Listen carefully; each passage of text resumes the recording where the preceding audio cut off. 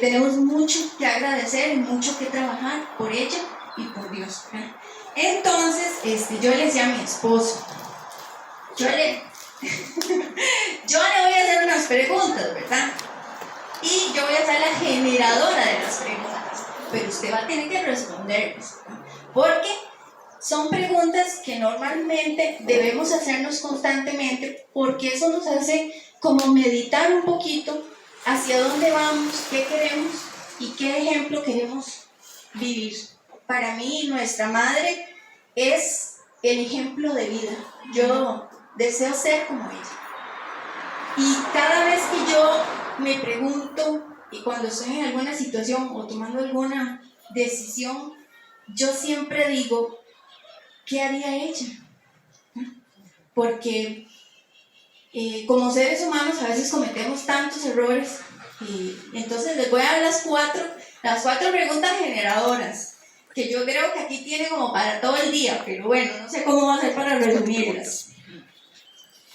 ¿Cómo María, teniendo el conocimiento que su hijo iba a morir, mantuvo su fe y aceptó la voluntad de Dios? ¿Cómo lo hizo? Yo me lo pregunto tanto, porque yo como madre, si supiera que mi hijo va a morir, yo seguramente haría todo lo posible para que eso no pasara, ¿verdad? Porque es nuestra naturaleza como seres humanos. Después, la segunda fue, ¿cómo hizo para no interferir en los planes de Dios? ¿Cómo hizo ella? ¿Por qué hago esto? Porque yo como mamá, ¿verdad? Como abuela, como tía, como familia, si yo sé que alguien está mal, yo deseo interferir para que no le pase a esa persona, para que no sufra, ¿verdad? Pero ¿cómo hizo ella para eso? La tercera fue, ¿qué hizo para sobrellevar el dolor de haber perdido a su hijo sin ella perderse? Sin ella perder la fe y el amor por Dios. Y la última fue, ¿qué puede hacer ella para ayudarme a estar más cerca de Dios? Eso yo me lo pregunto siempre, porque me hace como reflexionar y que eso nunca a mí se me olvide, ¿verdad? Entonces yo le decía, no sé si soy yo la única que me hago esas preguntas, ¿verdad? Pero creo que constantemente nos las hacemos inconscientemente. Entonces ahí le dejo la bronca al esposo, ¿verdad? Para ver que le responda a esas cuatro preguntas. La respuesta es no sé.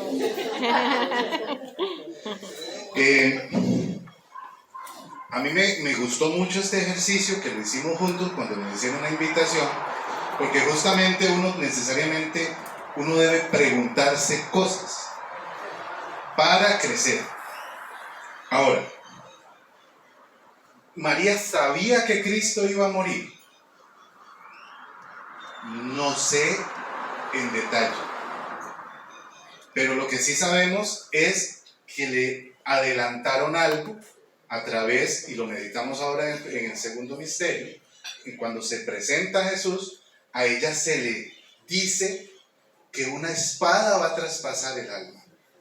Entonces, más que saber exactamente que Jesús iba a morir, ella sabía que esto no iba a ser jugado en nuestro idioma. Entonces, y aquí viene la segunda pregunta. ¿Cómo hizo ella para no interferir? Eso creo que más, como dice André, más que podemos hablar todo el día, tiene que llevarnos a nosotros a hacernos esa pregunta, generando qué hacemos nosotros para interferir en el plan de Dios. ¿Cuál es la única forma que uno puede interferir un camino? Ustedes, a ver, todos saben dónde viven, evidentemente. ¿Cómo harían ustedes para interferir su camino a casa? Tomando otra ruta, quedándose, pasando donde una vecina, donde un amigo, donde sea. Sí, pasando al mercado, pasando a la panadería, haciendo un montón de cosas. Ustedes tienen el poder para hacerlo. Pero podríamos nosotros interferir no tanto en un espacio físico, sino en un evento? ¿Seremos nosotros capaces de generar una sobreprotección a nuestro entorno por si acaso? Y eso es lo que lo pensamos inmediatamente, y meditando los misterios de hoy lo vemos.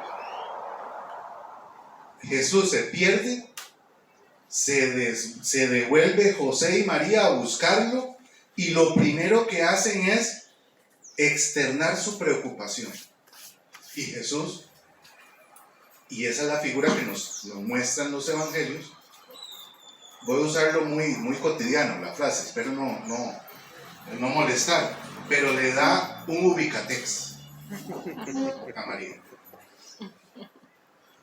Falta de respeto, de ahí se guinda mucha gente para hablar cosas negativas de esto y genera un poco de tensión. Y después hacen un salto a las bodas de Caná, donde otra vez Jesús le da un ubicatex a María, ¿cierto? Pero, y esta es la parte más hermosa, es que independientemente de lo que ella haga, ella es servidora y acompañante del plan de Dios. Si nos vamos a las bodas de Caná, ¿cuál fue la frase que ella le dijo a los que estaban sirviendo? Hagan lo que les diga. Hagan lo que Él les diga. Entonces, a esa pregunta que nos hace André, de cómo hizo ella para no interferir en los planes de Dios, la palabra es confianza. Y nos vamos a la primera parte de la historia de María a nivel de evangelios, la anunciación. He aquí la esclava del Señor, hágase en mí según tu palabra. ¿Qué significa hacerse uno esclavo del Señor? Para nosotros, es muy difícil nuestra generación entender lo que implica ser esclavo, porque tenemos un montón de ideas dadas en televisión. La gente cree que los esclavos tienen un montón de ideas que no es que sean correctas o no, sino que sean reales. Pero un esclavo en sí mismo no tiene la capacidad de decidir. La esencia de un esclavo es ver usted a una persona de carne y hueso, pero dispuesta absolutamente a hacer lo que el amo o el dueño le pida. Puede hacer su vida cotidiana, por ser humano que es, comer, dormir, en fin, pero no debe y no puede decidir por sí mismo. Entonces, ¿pudo María interferir? No sé si pudo haber interferido. No sé si ella no hubiese querido evitarlo, porque es evidente. Pero si uno confía de que todo va a estar bien, ¿acaso la actitud cambia?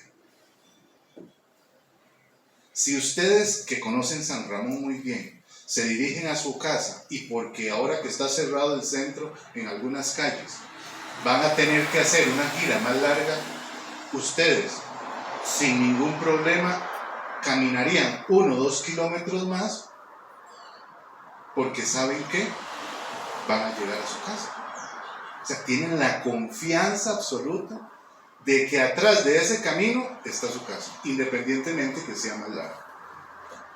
Punto 2, la confianza. ¿Qué hizo para sobrellevar el dolor de haber perdido a su hijo? Hay una mística de nuestra iglesia, de nuestro tiempo, que el Señor le dio la gracia de ver muchas escenas del tiempo bíblico. Esta mística, de hecho, colaboró, esto es más como algo adicional, en estos Santa Catalina Eymerich se llama. Ella tuvo muchas visiones de el tiempo de Jesús, y gracias a ella, y esto es un elemento adicional, por ejemplo, se encontró la casa donde vivió María Santísima con Juan, en Turquía, en lo que era Éfeso. Ella nunca había salido de su pueblo en Alemania, tuvo esa visión, una religiosa leyó su libro, dijo, vamos a ver si es cierto, si no es que está inventando cosas, y siguió todo lo que había en ese libro y encontró la casa. Después encontraron otras cosas gracias a ella. Ella tuvo una visión en el tiempo en que Jesús fue sepultado y se presentó y se presentó a los discípulos. En ese tiempo que habla la tradición de 3 días, todo el mundo estaba en silencio, todo el mundo estaba preocupado, todo el mundo estaba temeroso, algunos discípulos se habían ido, empezaron a llegar, y cuenta Catalina que ella tuvo esta visión, que es una visión, está debidamente aceptada en la religiosidad popular de la iglesia, no es que está negada ni opacada, por lo tanto se puede decir sin ningún problema, tiene imprimatur y demás. Ella cuenta que el Señor le mostró que cuando estaba Jesús sepultado y María desgarrada por el dolor de haber visto a su hijo desfigurado colgado de un madero, se le presenta un ángel a María y le dice que va a ver a su hijo sin que nadie supiera.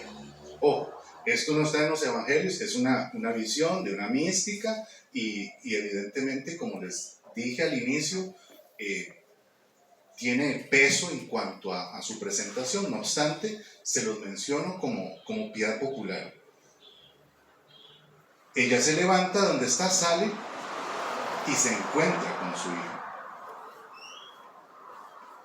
Hay una visión muy hermosa, que Jesús no llegó solo, sino que llegó con todos los profetas del Antiguo Testamento. Dice la visión dice eso. Y cuando Jesús la ve, se vuelve donde estaban los profetas del Antiguo Testamento, que según la teología de la iglesia, Él desciende a los infiernos, ¿verdad? Y une el Antiguo Testamento y el Nuevo Testamento. Eso es un tema teológico profundísimo, el Padre ahí nos explica, pero eso es lo que dice la teología. Ella mira a Jesús con todo el Antiguo Testamento atrás, ¿verdad? Todos los santos padres, y Jesús le dice a ellos, ella es María, ella es mi madre. Y todos hicieron esto. A mí se me paran los pelos, aunque no se note. Pero esas cosas hacen una diferencia en esto. Y no solamente eso. María se inclina a besar las llagas de su hijo en los pies.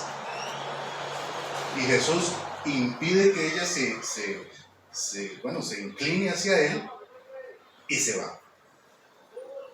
Esa es la visión que Santa Catalina Eymerich tiene de ese momento. Dice que María Santísima se inclina y besa donde estuvo parado su hijo. Y bueno, hay otros temas con las huellas de Cristo y otras cosas que hay ahí justamente de esa visión. En la iglesia ortodoxa se venera justamente esa huella o algo similar, pero bueno, esto es otro tema. De esta experiencia, justamente es donde nosotros miramos que María duele el dolor de madre de ver a su hijo ahí. Pero el Señor, en su plena confianza y en su amor, no permitió que ese dolor no tuviera sus frutos de bendición. Y le permitió a María ver en esa imagen, como les digo y les reitero, que le permite Dios a través del Espíritu Santo a esta mística, conocer el que valió la pena tanto dolor. Y esa es otra enseñanza, es confiar en Dios Y esa confianza, si es plena, es absoluta, nos va a hacer testigos de ver que Dios cumple sus promesas. Y la última palabra, la última pregunta: ¿qué puede hacer ella para ayudarme a estar cerca de Dios? Y ya para terminar, vamos a leer todo este librito. Bueno, Así se acomódense. ¿Qué puede hacer ella para ayudarme a estar cerca de Dios? Ella lo que ha hecho es no abandonarnos. Cuando Jesús le dice a María que hay a tu hijo y hay a tu madre y toda esa dinámica, a ver, María no dice, no, a mí el hijo mío era Jesús y Juan que me lo heredó este chiquito, ¿verdad? No. Esa imagen general hace que cada uno de nosotros seamos hijos de María. Ella lo ve así, independientemente de que nosotros lo creamos o no. Ustedes saben que uno como hijo administra su relación con sus papás, independientemente. Eso es y uno que es papá sabe que es así. Pero entonces, ella a lo largo de la historia de la iglesia nos ha empezado a dar enseñanzas. Y yo quiero hablar de una que en lo particular, en nosotros como movimiento de la Milicia de la Inmaculada, lo impulsamos mucho, que es la consagración a Jesús por María. Del tema de la consagración se ha dicho mucho. Existen muchos grupos marianos que impulsan esto, los cuales no son competencia entre sí, empezando por ahí. Todos son, y lo vamos a ver mañana, nacen de ese semillero de Pentecostés. ¿Por qué? Porque todos los corazones dentro de la iglesia son diferentes. Y todos vamos a servirle a Dios en el espacio en el cual Dios ha preparado para nosotros. Por lo tanto, si todos tenemos un cariño a la Virgen, pero unos se sienten mejor en los hijos de María, otro en la Legión de María, otro en la Milicia de la Inmaculada, otro en los heraldos, los pequeños hermanos. En los pequeños hermanos de María, otros en cofradías de María, otros en otras, no importa. Porque lo que se necesita es llegar al encuentro con el Señor. Pero con un denominador, la consagración. Estos escritos es del fundador de la Milicia de la Inmaculada, que, como ven, tenía mucho tiempo, por eso escribió tanto.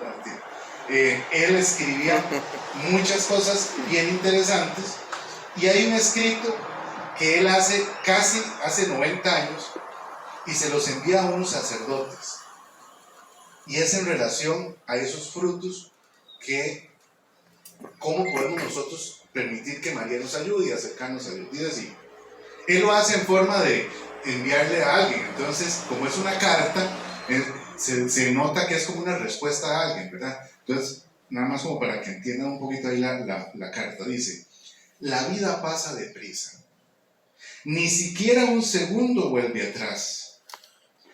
Apresurémonos pues a expresar el mayor número posible de demostraciones de amor.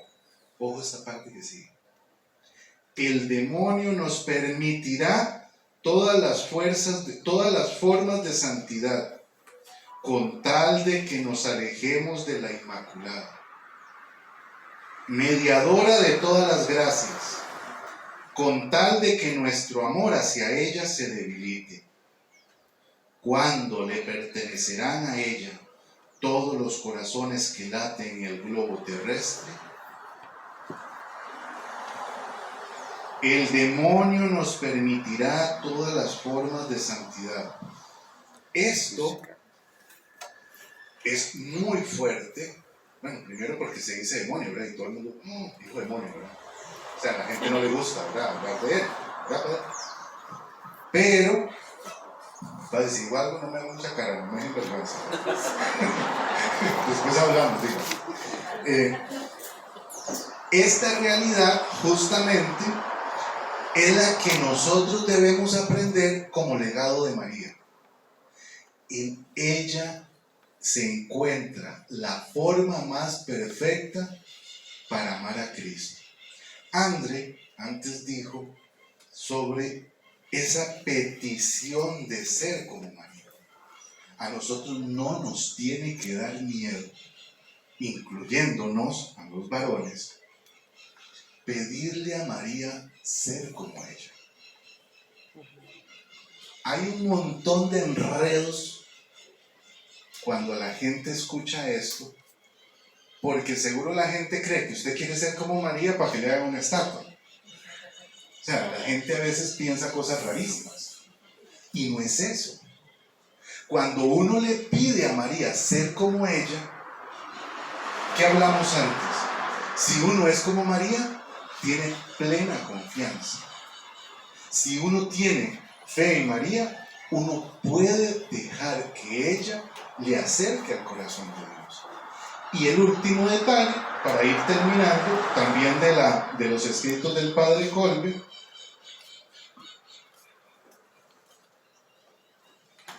son dos frases pequeñitas. Dice: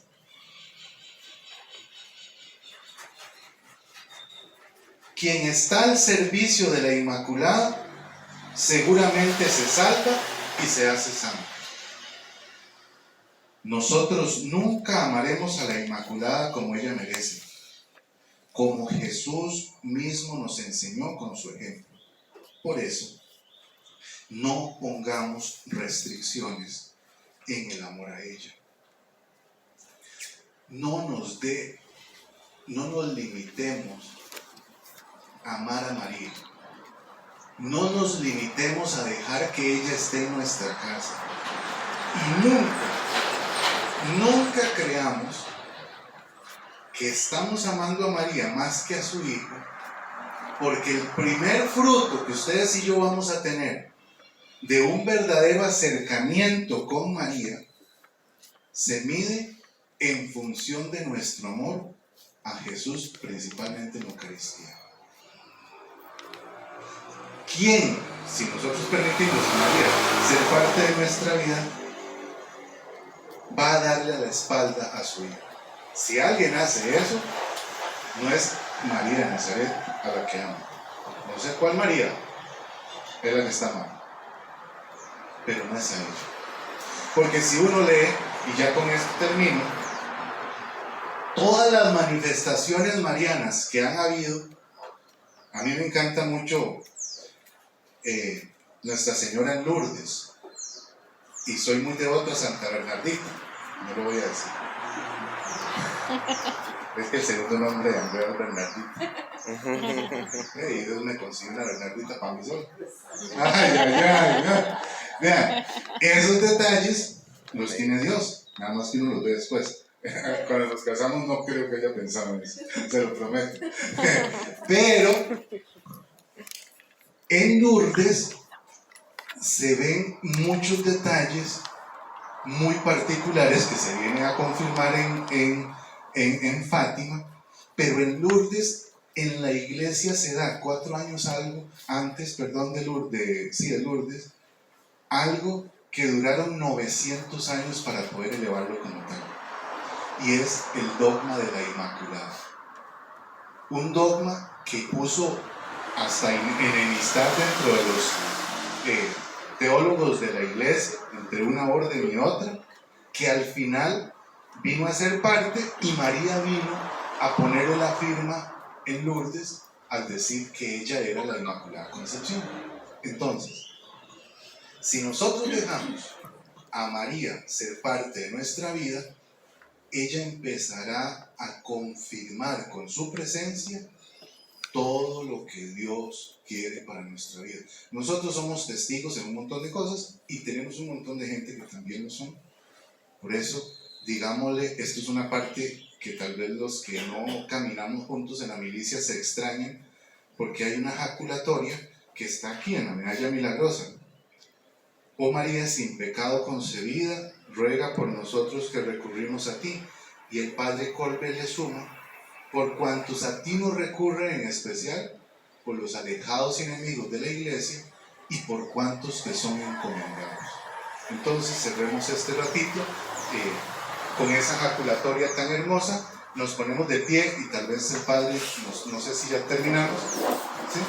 Nos aprovechamos la bendición del Padre para que nos bendiga el hecho de terminar y las rifas que se van a ganar algunos. Listo, entonces terminamos, recemos un Ave María. El Ave María, si fuera por explicar el Ave María en cuanto a la vida de la iglesia, es impresionante. Yo sé que esto es muy fantasioso, pero hay varios testimonios donde dice que cada vez que se reza un Ave María, Nuestra Señora viene a los hogares y demás. El padre Colbe dice, si alguien quiere vencer una tentación, diga nada más el nombre de María. Claro, muchos no nos damos cuenta, ¿verdad? Pero cuando lo hagamos, vamos a ser testigos de muchos milagros. Dios te salve María, llena eres de gracia, el Señor es contigo, bendita eres entre todas las mujeres, bendito es el fruto de tu vientre Jesús. Santa María, Madre de Dios, ruega por nosotros pecadores, ahora y en la hora de nuestra muerte. Amén. Oh María sin pecado concebida, ruega por nosotros que recurrimos a ti, por cuantos a ti nos recurren, en especial por los alejados y enemigos de la iglesia, y por cuantos te son encomendados. Amén. El Señor está con ustedes. Y con tu espíritu. Inclinen la cabeza para recibir la bendición y responden amén a cada súplica. El Dios que en su providencia amorosa quiso salvar al género humano por el fruto bendito del seno de la Virgen María, les colme de sus bendiciones. Amén. Que les acompañe siempre la protección de la Virgen, por quien han recibido al autor de la vida. Amén.